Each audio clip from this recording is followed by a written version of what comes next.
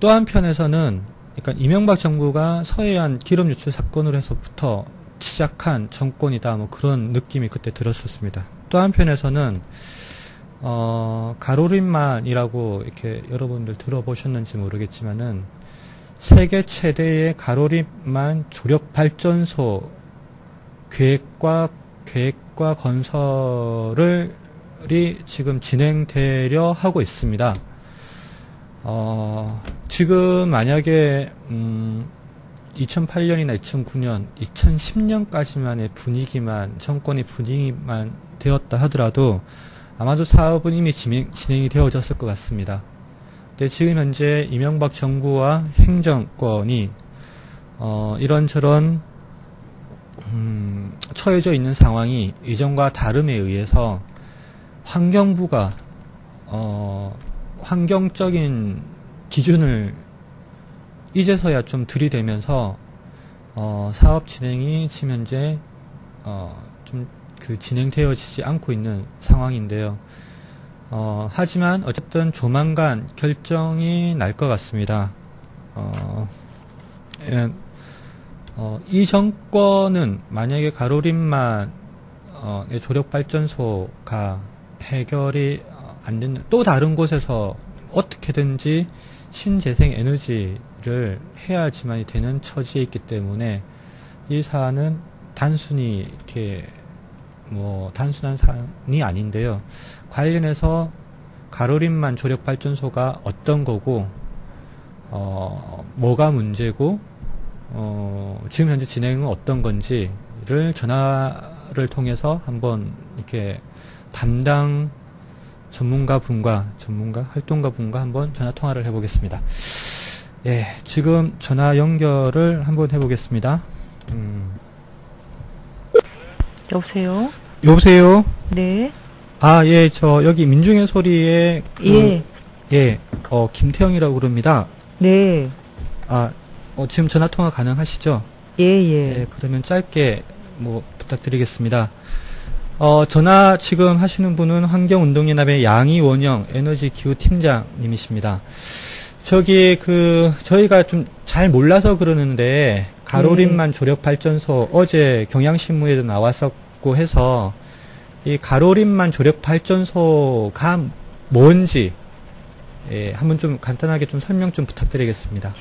예, 조력발전소에 대해서 먼저 설명을 좀 드릴게요. 쉽게 말씀드리면, 조력발전소는 이제 갯벌에다가 수력발전을 건설하는 거랑 같은 겁니다. 수력발전은 강을 막아서 댐을 건설을 하는 거잖아요. 그래서 물의 낙차를 이용해서 물이 떨어지는 운동에너지로 터빈을 돌려서 전기를 생산을 하는 건데, 조력발전은 이제 조수간만의 차이가, 큰, 이런 데다가 댐을 건설을 하는 거예요. 길게. 그러면 물이 들어왔다가 이제 나가면서 물이 떨어지잖아요. 그 조수관만의 차이 때문에 높이로 인해서 떨어지면서 이제 터빈이 돌아가는 거죠. 그래서 전기가 생산이 되는 거고요. 근데 여기는 수력발전도 재생가능 에너지에 포함이 되어 있거든요. 근데 그 자체가 환경을 파괴하는 거기 때문에 대규모 수력발전소를 재생가능 에너지에다가 계산할 때 이제 빼고 계산하는 경우가 있고, 넣어서 계산하는 경우가 있어요. 넣어서 계산하면은 꼭 표시를 합니다. 대규모 수력발전소를 재생가능 에너지 통계에 넣었는지 안 넣었는지. 근데 조력발전 같은 경우도 이제 그런 수력발전처럼 이제 댐을 건설하는 거니까, 바다 생태계가 이제 문제가 생길 수 있는 거죠. 왜냐하면 물이 들어왔다가 금방 빠져야 되는데 빠지지 않고 이게 멈춰 있는 상태에서 이제 서서히 빠지게 되면서 여러 가지 오염물질이 퇴적이 되게 되고, 그러면서 이제 거기 있는 생태계에 문제가 생기는 거죠. 근데 그런 조력발전소를 지금 우리나라에서 건설을 하겠다고 하는 겁니다.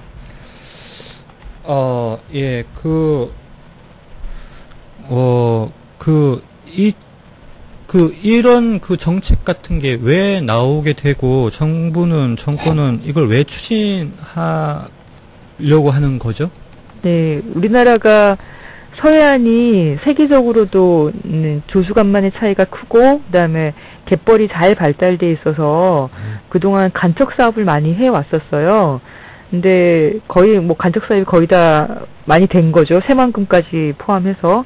근데 이제 다시 또 이제 이런 댐을 건설하게 된 배경에는 RPS라는 사업이 있습니다. 그게 뭐냐면 R이 리뉴어블스란 뜻이고 P가 포트폴리오, S가 스탠다드란 뜻인데요. 재생가능에너지 의무할당 제도라는 겁니다. 이거는 우리나라에서 발전 사업자들이 6개 발전 사업자들이 있는데요. 이 발전 사업자들이 자기가 전기를 생산을 할 때 그 중에 한 10% 정도를 재생가능 에너지로 생산하게끔 의무로 할당을 시키는 거예요. 예, 그렇게 해서 그거 생산하지 않으면 벌금을 매기는 거죠. 그래서 이 발전 사업자들이 재생가능 에너지 쪽에 생산을 그러니까 투자를 해야 되는 건데, 그러니까 재생가능 에너지 발전소를 만들어야 되는 건데, 그 중에 가장 손쉬운 게 그 바다에다 대규모로 댐을 건설해서 조력 발전을 하게 되면 자기가 생산하는 전기의 10%를 이제 쉽게 채울 수가 있는 거죠. 그래서 이제 세계 어느 나라보다도 굉장히 큰 규모의 대규모 댐을 건설하게 되는 거고, 그걸로 조력 발전을 생산할 계획으로 되어 있는 겁니다. 이 신재생 에너지 할당량 제도가 이건 네. 우리나라에서 만든 건가요? 아니면 세계적인 뭐 이렇게 뭐 그런 건가요? 재생가능 에너지를 활성화시키기 위한 제도가 몇 가지가 있습니다. 그 중에 가장 대표적인 제도가 지금 RPS라고 하는 재생가능 에너지 의무 할당 제도가 있고요. 그다음에 FIT라 그래서 그 재생가능 에너지를 생산하게 되면 그 발전 차액을 지원해주는 제도가 있어요. 발전 차액 지원 제도라고 합니다. 근데 이 발전 차액 지원 제도가 사실 독일이나 이런 나라에서 굉장히 성공을 거두었어요. 그런데 우리나라는 그 제도를 이제 폐지를 하고 내년부터 이 의무 할당 제도를 하게 되는 거거든요. 그러면서 이제 조력 발전소에 대규모 투자가 이제 발생을 하는 거죠. 그래서 이 가로림만 시아오 방조제가 건설이 돼가지고 시아 조력이 지금 진행이 되려고 하고 있고요. 완공이 되려고 하고 있고, 그 다음에 두 번째로 가로림만 조력인데, 이 가로림만 조력 자체도 세계 최대 발전소의 거의 3배 정도 되는 규모로 지금 건설이 될 예정이에요.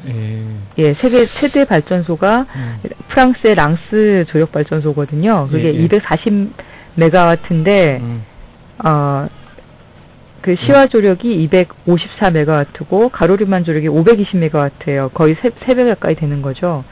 이게 조력댐이 한 2km 정도 되는 길이로 이제 가로림만을 이게 그 검색을 해보시면 항아리처럼 이렇게 되어 있어요. 그래서 입구가 2km로 굉장히 좁거든요. 근데 거기에 이제 댐을 건설하려고 하고 있는 거죠. 저기 죄송한데 시간이 좀 그래서 한 가지만 좀 더 여쭤보겠습니다. 이렇게 가로림만 지금 이렇게 문제다라고 환경운동연합이 지금 이제 농성을 하고 있는 걸로 알고 있는데, 그러니까 뭐가 문제다라고 이렇게 간단하게 좀 몇 가지만 지적해 주신다고 하면은 어떤 게 있을까요? 아까 말씀드린 것처럼 이제 댐을 건설을 하게 되면 유속이 느려져가지고 지금 이 가로림만 내부는 이제 그 모래 갯벌이라고 하거든요. 근데 이 모래 갯벌이 이제 진흙 갯벌로 바뀌어 버리는 거예요. 그러면 기존에 모래 갯벌에 살고 있는 여러 생태계가 이제 사라지게 되는 거고, 이걸 기반으로 물범이 지금 살고 있거든요, 여기에. 근데 그 물범도 결국에는 이렇게 드나들기도 힘든 거고, 여기에 생존하기도 힘든 상태인 거죠. 그리고 이런 생태계를 기반으로 해서 어업을 하고 있는 어민들이 그러니까 생존의 기반을 잃게 되는 겁니다. 그래서 생태계 파괴와 어민들의 생존권 상실 이런 게 공통적으로 일어날 수밖에 없는 상황이 되는 거죠. 여기서 발생하는 그 효율이라고 그러나요? 투자 대비 효율. 이것도 뭐 문제가 된다고 하던데. 예, 지금 사업비가 한 1조 22억 원 정도 들어간다고 하는데, 경제적 타당성 조사를 했을 때 그게 좀, 맞지 않다고. 그러니까 이게 재생가능 에너지 의무할당제가 아니라면은 경제적인 문제 때문에라도 사실은 건설될 필요가 별로 없는 거죠. 그나마 이게 가장 적은 댐 길이에요. 뭐 강화조력이나 인천만 조력 같은 경우는 8km, 20km 정도로 긴 댐을 건설하는 걸로 돼 있고, 이런 것들은 뭐 어마어마하죠. 시화조력이 거의 대여섯 배 정도 되는 거고, 여기는 그 원자력 발전소를 건설하기 때문에 그 재생 가능한지 할당 의무가 더 큰 한수원 같은 경우는 인천만 조력을 좀 추진하고 있습니다. 아, 예. 지금 이렇게 뒤에서 이렇게 예. 예, 감사합니다. 다음에 네, 고맙습니다. 다시 한번 예.